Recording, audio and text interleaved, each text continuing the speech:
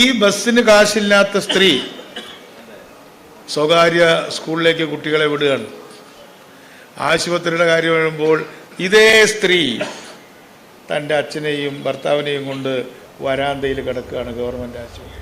സൗജന്യ ബസ് യാത്ര ഒരു മന്ത്രിയുടെ ഔദാര്യമോ സർക്കാരിന്റെ ദാനധർമ്മമോ അല്ല. ജനങ്ങളുടെ നികുതിപ്പണം ഉപയോഗിച്ച് നടപ്പാക്കുന്ന ക്ഷേമ പദ്ധതികളുടെ ഗുണഭോക്താക്കളെ അധിക്ഷേപിക്കാനുള്ള അവകാശം ഒരു മന്ത്രിക്കും ഇല്ല. പാലക്കാട് നടന്ന സ്വകാര്യ ബസ് ഉടമകളുടെ സമ്മേളനത്തിൽ ഗതാഗത മന്ത്രി CP ജോൺ നടത്തിയ പരാമർശങ്ങൾ കേരളത്തിലെ സ്ത്രീകളുടെ ആത്മാഭിമാനത്തെ ചോദ്യം ചെയ്യുന്ന പ്രസ്താവനയാണ്. പ്രിയദർശിനി സൗജന്യ ബസ് യാത്രാ പദ്ധതി ഉപയോഗിക്കുന്ന സ്ത്രീകൾ ദാരിദ്ര്യം അഭിനയിക്കുകയാണെന്ന തരത്തിലുള്ള പ്രസ്താവനയും അവർ മക്കളെ സ്വകാര്യ സ്കൂളുകളിൽ പഠിപ്പിക്കുകയും സ്വകാര്യ ആശുപത്രികളെ ആശ്രയിക്കുകയും ചെയ്യുന്നതിനെ കുറ്റപ്പെടുത്തുന്ന സമീപനവും യാഥാർത്ഥ്യബോധമില്ലാത്തതാണ്.